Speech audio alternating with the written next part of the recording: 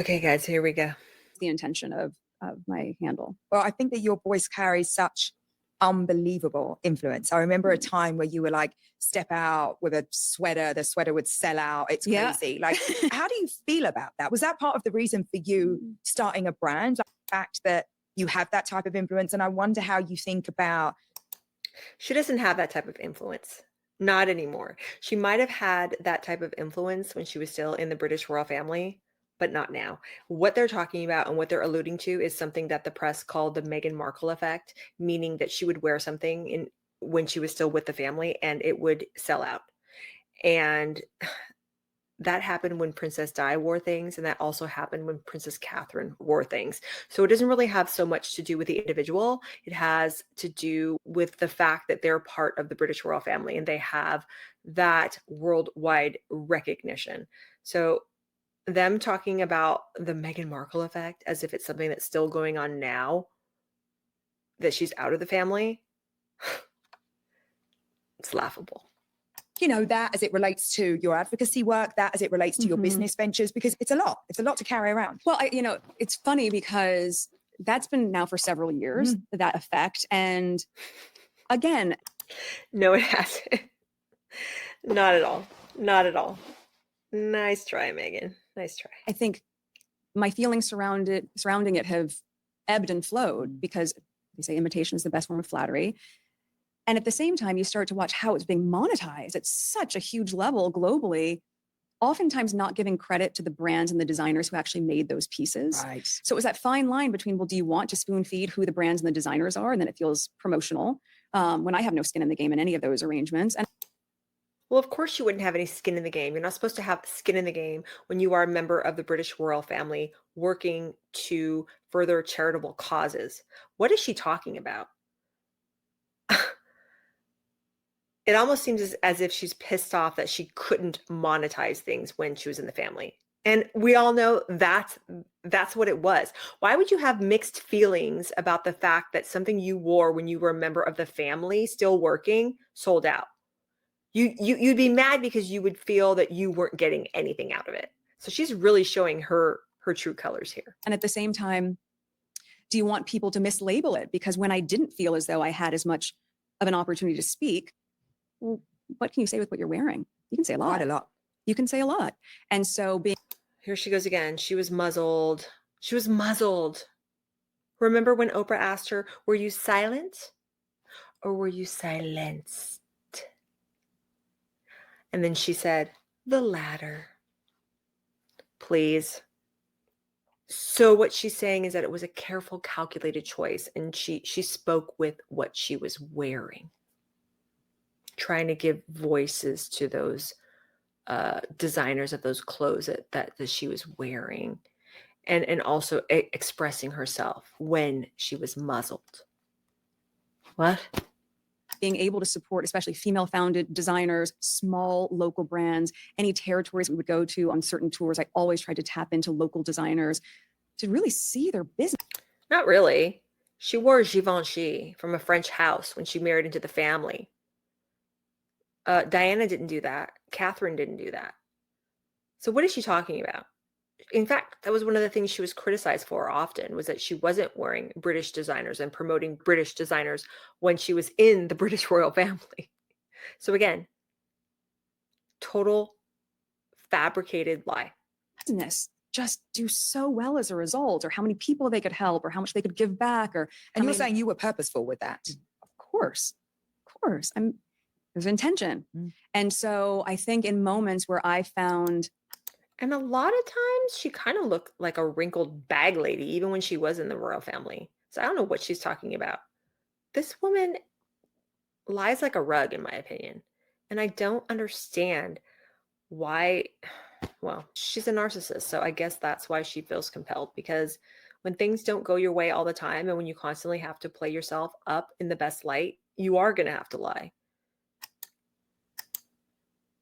I wasn't as empowered with my voice. I still wanted to be able to be heard in other ways. I still wanted women to know that I was supporting them. I still wanted people to feel like, even if I didn't get an uplift from that they did. And in some ways that actually did uplift me, because I went, oh my gosh, like there was a company. So again, I didn't get to monetize or benefit from it, but I'm such a wonderful person that at least I'm helping, with their companies and their businesses. So just if you didn't think for a second that she was a good person, she's reminding you of that. She couldn't monetize when she was a member of the family, but at least she's helping designers by being intentional with what she's wearing. They made jeans and they would help women. They gave the positions and the roles to women who would have been trafficked, and they took them off the streets and they put them into this labor force to be able to have a well-paying job where they were well taken care of, to be able to help that company and get letters from those founders saying, we were able to help save 25 women because of you wearing these jeans. That is a huge privilege of influence. And I never took that lightly. So I think, had I chosen to just maximize the opportunity of the financial element of having a business, doing fashion would have been very obvious. But I wanted to go with what my heart was really. Yeah, I don't think, again, that anyone was expecting her to go into fashion. Her clothes were not tailored, and they didn't look like they were made to fit her properly a lot of the time she was in the British royal family, which was kind of embarrassing to watch. So I don't know what she's talking about, but she's trying to make it seem as if because she was such a caring individual while she was in the family, making sure that she was representing brands that were out there doing good, and that, that was such a wonderful thing that people were recognizing her for, that it would have made sense for her to go into fashion, but she didn't. Really responding to in this moment. Was there ever a time when the influence you have actually really surprised you? Yeah. It surprised me when I was behaving badly and people were calling me out on it, and I didn't want to face the music. That really surprised me. Beginning, of course. The beginning, What is happening here? What is going on? I mean, yeah. You know what? I don't think that she was surprised and delighted in like, oh my gosh, I can't believe. I mean, this woman was calculated. She hunted down Harry, and she really, really wanted to pretend that she was his mother incarnate, come back to life, and that she was a humanitarian, a woman after his own heart. So to make it seem as if it was like she fell into his lap and he fell into hers, not at all. I don't know what reality this woman is living in, but we all have the receipts. We've read interviews, we've listened to people talk about that knew her, how she ghosted people stepping on their backs on the way to meet Harry. So what is she talking about? She's talking a lot of crapola is what she's talking about. Wild, but Yeah, it is wild. But you have what to he think did. too, the 7 years before that on Suits, that was a very fashion-driven show. And people loved Rachel Zane's wardrobe, which I was very, very involved with because I wanted it to look like a capsule that a real woman would wear, mix and match. And I was one of the only characters that re-wore pieces, but that was by design. So I knew. Are you serious? No, it wasn't. Think about it. You're 7th on the call sheet. And especially, yeah, I mean, the show had some success as it went on, but in those early years, you're going to wear what the costume designer is telling you to wear. You're 7th on the call sheet, woman, okay? Like, she's trying to make it seem like her sphere of influence is just so astounding, and that she was in charge of Rachel Zane's aesthetic and her wardrobe, and she was such a trailblazer for taste and fashion and all this caption. I mean, give me a break. I never watched that show, but I've seen enough little clips here and there and pictures and stills from that show.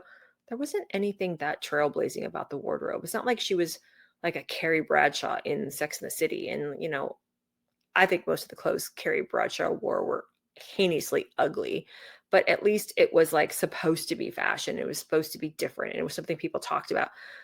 She dressed very boring. Like, it was like beige, boring, and bland when she was on that show. Well, you know what? Maybe I am wrong here, because if she's saying that she had a lot of influence in what Rachel Zane wore and Rachel was beige, boring, and bland, well, so's Meghan. So maybe she did have a hand in what she was wearing. I don't know. But in any event, there's so many contradictions and so much crap swirling around this woman. How the heck do you know what to believe? Knew that there was influence there, but yes, it certainly got bigger. It really got bigger. Got bigger. Yeah, it got bigger. A lot bigger. Are you comfortable with that? I have to be. It's my life. Yeah. You get comfortable, basically. You get Yeah. comfortable. You You get get to be an comfortable. acceptance of what is. She wanted fame and notoriety her entire life. So to try to hint at the fact that she's trying to manage her fame or her infamy, like it's something she has to manage, please. She sought after it her entire life. Yeah, no, completely. But I also think it's really amazing that you can participate in that now, because after a while it can, I think it's wonderful and it's great that everybody can gain from it. But I do think that there is a time and a place in your life where you need to have some skin in the game. And I think what was so wild, maybe the surprise came in when anything that my children were wearing started to get monetized and affiliate sales and part of headlines and things. That's where it became a little uncomfortable. Yeah. But at the same time, Yeah, it became uncomfortable for her because she did not have skin in the game. She couldn't stand to gain financially from what people were supposedly monetizing off of what her kids were wearing. So she's not comfortable with it when she doesn't stand to gain financially, but she's only comfortable with it when she's in charge of it, when she's putting it on her Shopify or she's putting it on her Instagram, or she's trying to monetize all these posts. That's when it's okay, and that's when she's comfortable with it. But you cannot have it both ways. You can't scream you want privacy, privacy, privacy for you and your family and all this mumbo jumbo, but then constantly violate your own privacy. Okay, this woman talks out of both sides of her mouth so much. When it comes from a place of love and excitement, very, very different. It's very different. Yeah, then you can be happy about it and say, of course, have the same dress that Lily has. It's when it comes from a different side, but that's true of most things in life. So with Archwell, you Because built she's this sharing ecosystem of philanthropy, storytelling. It really is. It's like an empire that you're building, like a media and commerce empire. How successful is the Archwell Foundation? We've seen some of their tax records. It's not like they're pulling in the millions and the millions here. How successful were these two failed podcasts, this Netflix show? Like, they weren't rating, they weren't charting. This brand seems to be fledgling. I mean, I don't understand what kind of empire Emma is referencing here. It seems like she's just really trying to blow smoke up her butt. And even though it's not true, Meghan enjoys it. She enjoys it. But that is what narcissists do. They try to portray their failures as successes. And if you criticize, you are out. You are out like trout, and they are not going to deal with you. They're not going to address it, or they will ghost you, or they will just attack you, or they'll act like you don't exist. But yeah, it's just. And I wonder if you thought about it in the sense of having real guiding principles for what you will be involved in, what you allow yourselves to get involved in. Was it part of what you were thinking about as you started bringing all these things together? There was a lot of, again, flying the plane while you're still building it, but always at its origin, being so value aligned with what my husband and I believe in. And that's where it started. It started when we moved out here and building the foundation. But, And all I'm going to say about this foundation business, guys, is don't give money to foundations. In my personal opinion, give money to a charity. Give money to a charity that you align with, a charity that is accountable to the government and the public. Foundations are only legally obligated to give 3% of what they collect. And even then, they're choosing what they want to do with that 3%.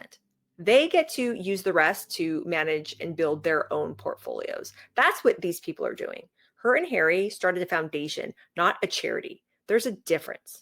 So for her to try to paint it as if she's such a wonderful humanitarian, but yes, first thing she does when she hightails it over to America after she can't become an actress is, okay, now Harry and I are going to be humanitarians and start a foundation.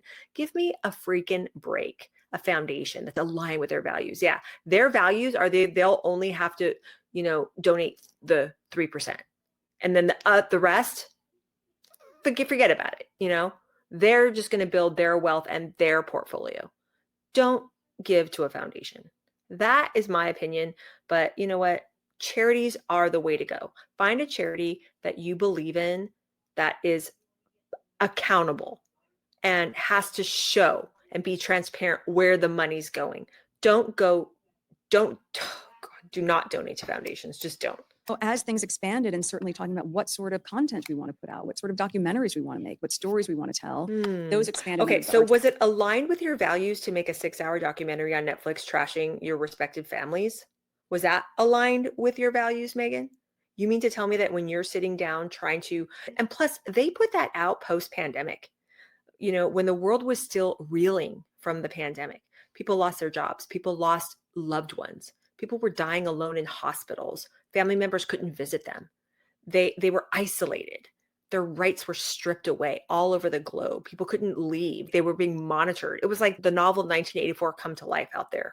And this woman is going to talk about values and what aligned with her values, and her husband and their partnership with Netflix. They have everything to be grateful for and to know that they're blessed for, and they never acknowledge it. They are privileged, they are wealthy, and they're going to sit there and they're going to bitch and moan about their families post-pandemic, and they expect you to throw them respect and admiration and sympathy. She's going to talk about how put upon they are, and so that's what aligned with their values, putting that crap out into the world. Give me a break. Universe with the production company, and building out in my own office my brand and my business has felt really exciting and different. They all still are value aligned. When my husband and I, when we think about investments that we make, or certainly my own personal portfolio, is it value aligned? Is it mission driven? Is it purpose driven? And that can run the gamut. Some of the investments that I started to make in women and female founded companies. Well, if your purpose was hurting your families and trashing a 1,000-year-old institution, if that was your purpose, and if that purpose aligned with your values, well done. Started with things as simple as, what is the meaningful impact that a beautiful latte that you can make at home will have? It sounds so silly, but when it's adaptogens and it's good for you, like with Clever, I was really proud to be her first investor. And it was my very first investment also. So I learned quite a bit there. On the flip side of that, you look at a company like MIDI, which is women talking about perimenopause and menopause. I look at who's on the cap table. Melinda Gates is one that's there. And I look at whose company I'm going to be in as I support these brands, as I'm sure you do too. Well, I wanted to ask you about that because I feel like investing is so different from everything else. And I wonder, it's very clear to me that you've got a lot of principles around who you're backing. But is there anything else that you're like, Who thinks she has principles around who she's backing? Do you think that's what it is? Or do you think that she's hoping that someone will align with her? How many people or how many businesses do you think are lining up around the block hoping to be aligned with Meghan Markle and to have her name attached to their brand? Are you kidding me? out there specifically looking at things coming to you? Both. I'm looking at what comes through organically, not just through the people that can help put the portfolio together, but friends that are in VC, female founders that you're sort of tracking and saying, what are they up to next? Really interested in fintech. I also, I think financial literacy for. Can she please stop talking in all these acronyms? That's so rude. There's tons of people that do not know what these acronyms are. And these things, these cap table, and like the way she talks, she's constantly trying to throw these things out to say that she is so smart and she knows everything about business. It's like, come on, Meghan, if you knew everything about business, it wouldn't be headline after headline after headline about as ever. That's so embarrassing right now. Give me a break. I know I keep saying give me a break, but give me a break. It's just so important. And so from my standpoint, not leaning away from things like that might not be as trendy or topical to talk about, but they are vital. So I look at things where that's going to move the needle for young women and their education and what they can have access to and feel a lot of growth from. And here, you guys, I don't know if you heard the beginning of this because I was babbling, but she's talking about financial literacy, educating young women when it comes to financial literacy, because it's not really a topic that's accessible or presented well to young women. And I'm thinking to myself, can we just stop with the toxic femininity? There are so many people around the world right now, and especially in the United States, people are drowning right now. They can't afford their mortgages. They can't afford their rent. They cannot afford to buy groceries or keep their light bill on or childcare. There's so many things that are being repaired now in the economy, but it takes time and prices are going up. People are struggling. Everyone deserves financial literacy. If you're a parent, if you're someone who cares about kids and young people, you want to teach everyone about financial literacy, whether you are a boy or whether you are a girl. Stop with this BS. Everyone's sick of it. In a substantive way. And at the same time, where can you find some fun and playfulness? Where can you take some bets and say, it's not just about the brand? Well, everything's fun and joyful when you're playing with other people's money, right? Right, Meghan? And when I think about investments, it's about the founder as well. I really need to believe in the people that are driving So that. important. It's so important. You know, and I watched your episode of Shark Tank, and it's really like that critical thinking that has to come in when you are talking about real capital. Well, yeah, she's the type of person where she watches Shark Tank and then thinks that she knows everything and can go into a room and tell executives what's up. Okay. I mean, come on.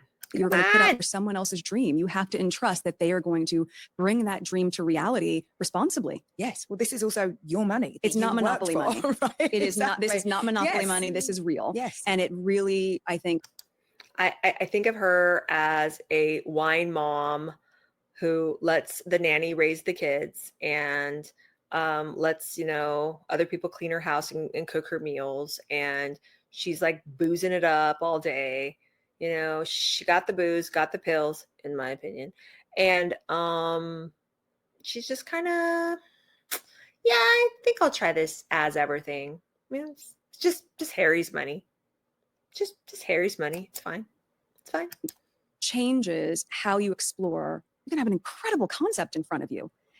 But if you don't really firmly trust and have incredible confidence in the people that are running it and have brought that vision to life, it's not going to work. So, and how can you have incredible confidence in what you're offering? Crepes and shortbread and tea and honey. That's just incredibly boring. It's just boring. And it doesn't have, you know what? Okay, wait, hold on. It's not so much that it's boring. It's boring in the way that she does it. Okay, the British royal family has already done all this type of stuff. Charles does this with his Highgrove. It's so much better. It really is organic and sourced from lands and properties that are under the royal umbrella, and it's being donated to charity. It's all been done, and it's been done better, and the quality is there. What she's doing is boring and bland.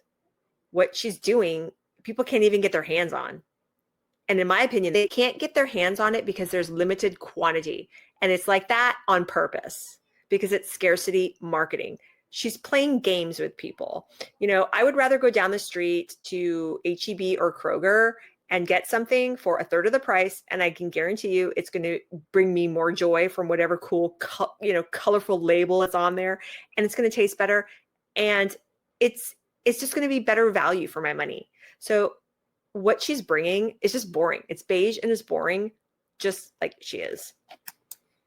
So there have been a lot of opportunities that I've had to say no to based on that. And at the same time, that there's so much creativity out there that I want to find the person and the people that are working quietly behind the scenes and then help Find different maximize people. that for them and put a Because huge spotlight on that. what's See them working. go and change their family's life. And it really is about changing their family's life. I mean, when I think about investing, that's why I was asking you about your principles. I have like a pretty impressive deal flow at this point in my career. I bet you do. But I'm really trying to look for those people. And I think this came from all those, a couple of seasons I did on Shark Tank. But I'm always looking for people that I don't think would get the funding elsewhere because I've been in those rooms. It wasn't so long ago when I was trying to. Did you see Meghan's face? Meghan's not one of those people. She's gotten to where she's gotten and been given chance after chance because of the royal titles. So she is not one of those people. Raise money for businesses myself and really getting the feeling that I'm walking out of here with nothing. Like these people don't understand what I'm doing. They don't understand me. But at some point when you don't have anything behind you, it's very, very difficult. And so for me, it's always about finding these founders that I think they are not going to be able to walk into a room and walk out with the check now. And is this following that same type of trajectory of everything else that you've got going on? I think everything that I'm working on is an extension of me. It's an extension of my personal taste. It's an extension of my values. And that's why she's failing. Ultimately, I really value thoughtfulness. I really value attention to detail. And, I've said playfulness a lot, but I think that seriousness in business and playfulness do not need to be mutually exclusive. I value that as well. You see that in the series. You see that in the podcast. Well, for her right now, they should be mutually exclusive because she's got too much joy into the mix where it's interfering with her ability to actually run a successful company. Because the first launch was a disaster. The second launch was a disaster. And she could tell us all the live long day that it sold out, but she's still not telling us how many moved. And this is not the mark of a successful business. She can't restock in a timely manner. If you wanted to buy her wine, you couldn't even buy one bottle. You had to buy either 3, 6, wait, 3 or 9 or 12 or some crazy thing like that. But you could not buy just 1 or 2 bottles. It had to be like 3 or 6 or 9 or something wonky like that.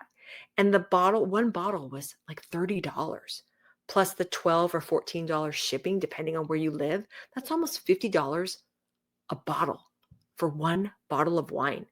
One bottle of wine. And you can't even taste it. You don't even know what the heck it tastes like. But this is so crazy. And not only that, but when you are on a website and you're buying a product, you get charged when it's fulfilled and shipped.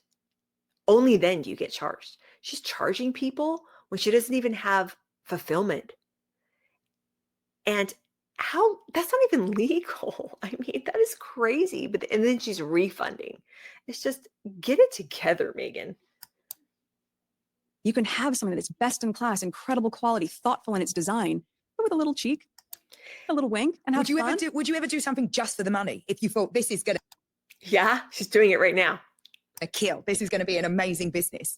I have turned down a lot of opportunities that do not feel value aligned. Mm-hmm. No, it's very easy to say no matter the price.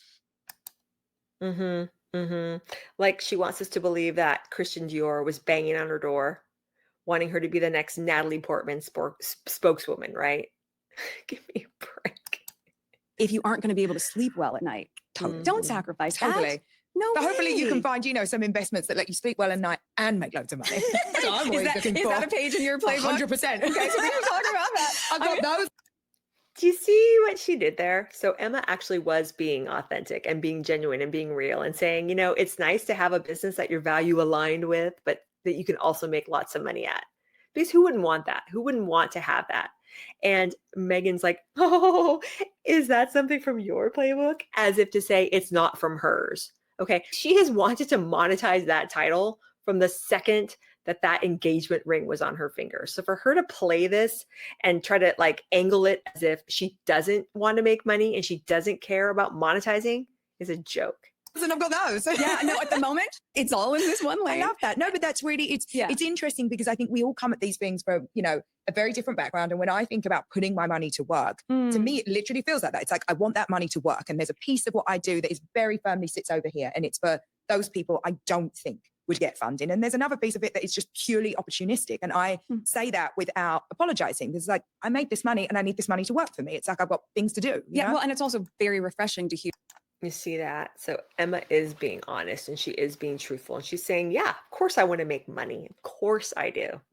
But this one will never admit that because she can't admit it because she's been trying to plug herself as a humanitarian in the past.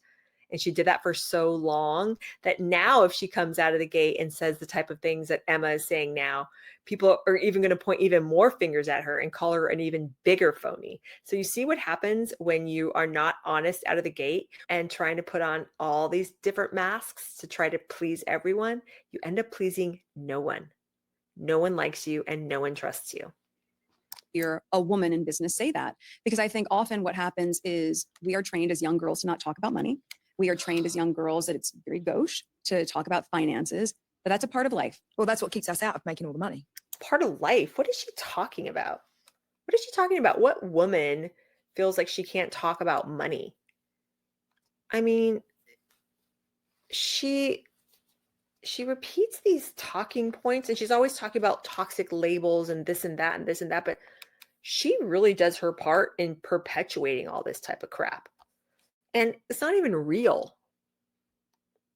Fair. This is it, right? Because the minute you don't speak about something, it's just like for years when women didn't talk about, their own sexual pleasure. Well, guess what? Like they missed out on a lot of fun times. And it's exactly the same with money. It's like if you elegantly avoid the subject of money, you will find that the money somehow elegantly avoids you. So we have to be able to speak about money because those two things are inextricably linked. And if we're not talking about it, we ain't going to get it. Yes. And you have no shame in talking about it. There's nothing to not shameful cower about as it. you're talking about it. Do you know Melody Hobson? Oh, the dream. First of all, I love Melody so much. She was my second guest on the podcast. Oh my gosh. Melody Hobson, I believe, is married to George Lucas. And was this 2021 or 2022 when Meghan did something? I always pause it on the best Meghan faces. She did some type of New York Times thing where she was talking about, I don't know what the heck she was talking about. She's always babbling about something stupid. But Melanie was a featured zoomed in guest. And I remember at one point in the exchange, Melanie dared interject and talk over Meghan a little bit when Meghan was saying something, and the look, the daggers that Meghan shot her, as if to say, how dare you interrupt me? If I find that, I will plug it in here, because it was crazy. I thought she was going to try to reach through the screen and choke Melody. She was so mad. Or that you have to choose between your family and putting food on the table. The ripple effect of that is huge, but men have to be a part of that. But also, Andrew, facts matter. This is one of those things about perception and reality.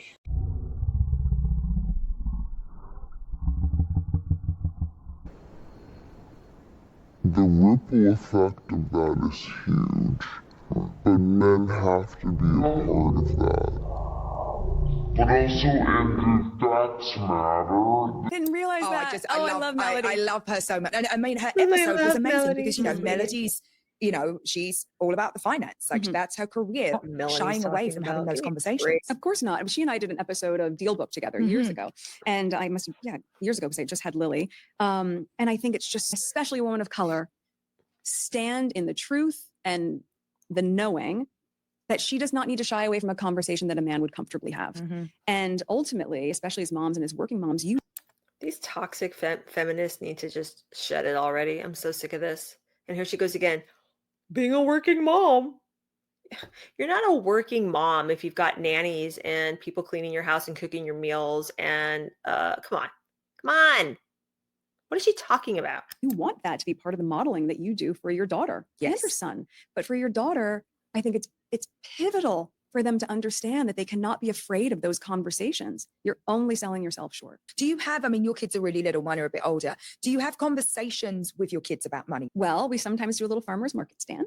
Nice. So we have... That's so American. I love that. I like a little... You know what? There have been articles on the internet that talk about how that is a big fat fib. There's been a lot of counter claims to that no one in Montecito in any of those markets that she's probably referencing or by her house have seen them. You have to have licenses, I believe, to sell at those places, which they have not applied for. So yeah, there's that. Lemonade stand just makes me feel like that is like perfect Americana in Montecito. We grow a lot of veggies, and part of what I want them to learn is, and gardening is really, really so great for children because it teaches them patience. Who believes that she gardens here? Remember when there was backlash a couple months ago when she always posts these veggies in these huge baskets on her Instagram, and they look pristine, like there's no dirt on them at all. It looks as if she just purchased them and just put them in a basket and took a picture. Gardeners get down and dirty. Their veggies are dirty. They're pulled up from the earth. Their hands are dirty. Their clothes are dirty. I mean, who believes that this woman gardens? On her Netflix show, she's dripping in thousands upon thousands of dollars worth of jewelry, wearing white and beige, flowy, gauzy sleeve things while she's in the kitchen. I don't buy it for a second that this woman gets in the garden and gets dirty, digging out her veggies. Give me a break. So you start from seed and you watch it grow and they wait. But with that, it's like, now do you want to sell your harvest? And do you want to share it with our community? And also, what do you want to do with those funds once you have them? So really starting to understand that there's a cost and a price for things. Yes. And I think that's key for children to understand that, especially children who are very lucky to have a home that has privilege. You need to know that. I will give her that.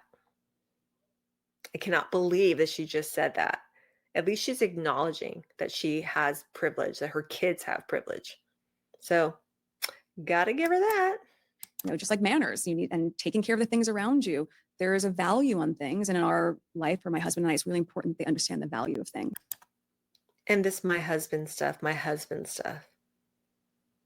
She's got to stop with the my husband stuff. He has a name, and his name is Harry. Call him whatever you want. Call him Handbag Harold if you want. But just call him by his name, okay? It's not my husband. You can say my husband once in a while in reference in a conversation, but she does it incessantly. And narcissists do this because they want to devalue people. And it's all about Meghan. The only reason why Meghan has this platform is because Meghan married a prince of the realm, okay? That's the only reason why she has it. But for her to constantly refer to him as my husband, very, very telling. Yeah, I couldn't agree more. I mean, Melody wrote the book on it actually for all of the kids. So it's a great one. It's just such a beautiful book. Yes. Switching gear, I want to talk about your podcast, Confessions of a Female Founder. It's fun. It's so fun. I mean, it is really, really fun. But the whole idea of that podcast is that you are spotlighting female entrepreneurs, right? Yes. And I just want to ask you, I mean, 8 episodes, by the way. 8 episodes. I think the first one, the archetypes, had 12, I think. Correct me if I'm wrong in the comments. And Founder had 8. How serious are you at being a podcast if you're just going to churn out 8 and then that's it? I mean, people, if they like podcasting, if they like what they're doing and they start something, they go with it, right?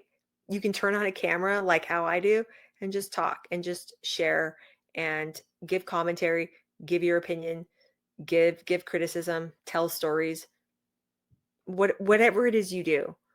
But she started and stopped 2 already. So how serious is she about being a podcaster? Why is Emma talking about it as if it's something to be celebrated?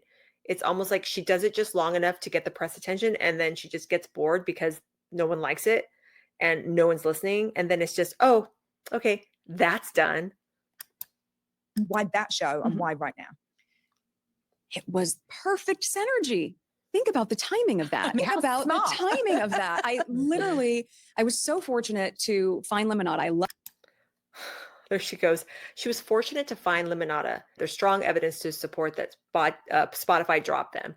One of the managing executives called her and her husband effing grifters who didn't want to work, didn't want to come up with anything, had nothing to bring to the table. So she just happened to be shopping around and found Limonada. See, again, another half truth, which is in of itself a lie, because this is what narcissists do. They take negatives and frame them as positives all the time, because it has to do with reputation and facade management. And not only that, but I mean, talking about why that subject, why was it called Female Founders or whatever the hell it was called? I think it was called that because she just wanted to get free business advice from all of these billionaires that live in her little Montecito bubble. So she called them up and little tit for tat. And that's how it all went down. It's not because she's really interested in bringing some insight from these women into some type of working knowledge for the listener. It's just, she just wants free business advice. And she's just looking for something that she can do. It's like we, the listener, were almost incidental to that whole thing. Just ridiculous. that it was a female founded company that was doing podcasts and the women running it. Incredible. They actually just Limonada, she's talking had an about. acquisition. Amazing. Proud of them. Good for them. Stephanie and Jess, good job, ladies. And, knowing that it was in a safe place where we could have these conversations when it came to what do we want to talk about? What do I want this podcast to be? As I knew I was in this build. Well, it wasn't. Oh, there she goes again. I was in the building phase. Yes, again. So to further prove my point, she's in the building phase. So she's going to try to get free business advice from these people, and us listening to whatever she's gabbing on about with these women is just incidental. We're just a sidebar. She's going to get all this free business advice. But even then, only as it pertained to her and what she was doing. The episodes that I did listen to were unbelievably boring.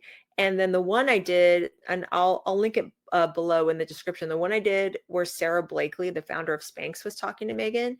Anytime Sarah actually got into something a little bit interesting, Meghan would immediately turn it back around to either her or just change the subject, which said to me that she wasn't even really listening to what her guests were saying. She wasn't asking them very interesting questions to begin with, or if they took it upon themselves to give an interesting answer or segue into something interesting on their own, she would shut it down immediately. So that's what made it unlistenable. It was just, is that even a word? Unlistenable? But that's what made it so incredibly boring. It was always focused back to her. And she did the same thing on archetypes. She wasn't as bad as doing that, like when she was on archetypes, but it was still pretty awful. Building phase of my business. Yeah, she's in the building phase, guys. What an amazing opportunity to pull back the curtain and let people see what's happening at the start. Yeah. At the start, when all the twists and turns are there. And, for me to have the opportunity to talk to so many female founders who've been on that full trajectory, that are on the other side of success, still certain chapters in their. But she still didn't let them talk. She didn't. She would just interject or talk about something unrelated.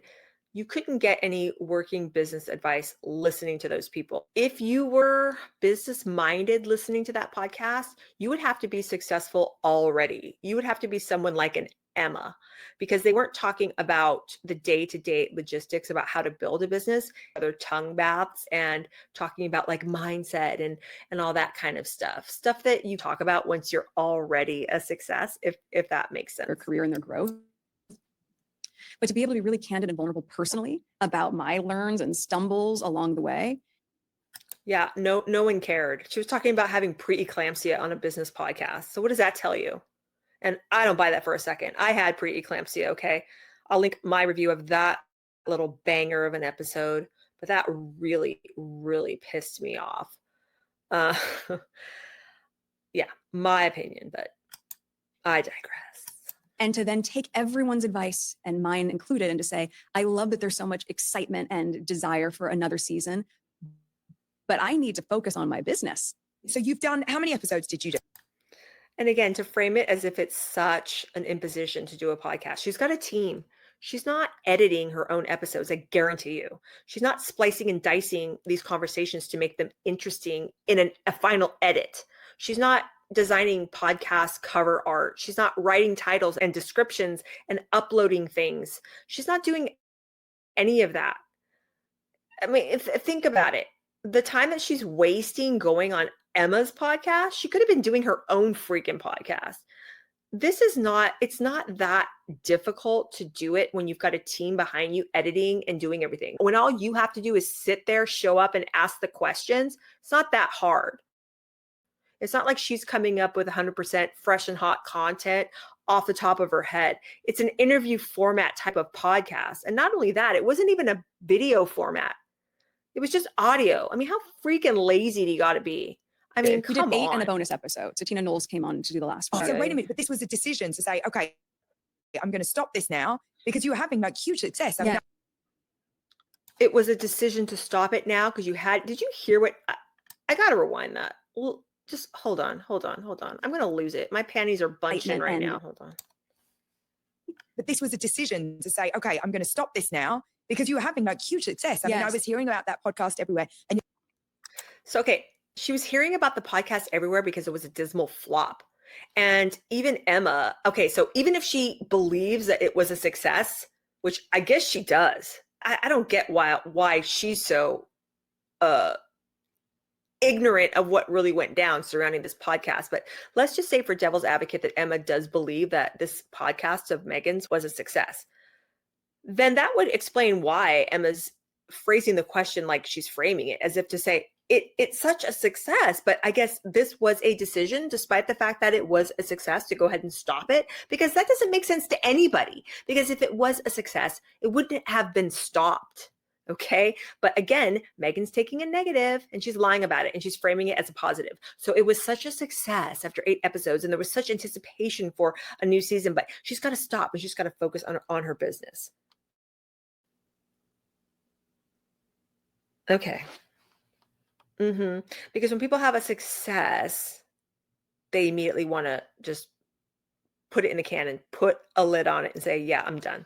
And especially given the fact that it's so hard that she has to do all of the editing and all of the stuff, then I guess because she's doing everything herself, then I guess that would make sense why she would stop it. you've decided, I'm going to stop and focus on the business. Give me a break. Have to.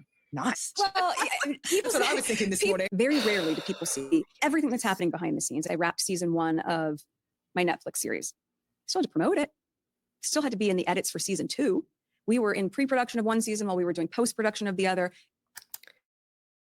She didn't really do a whole heck of a lot of promoting for this Founders podcast at all.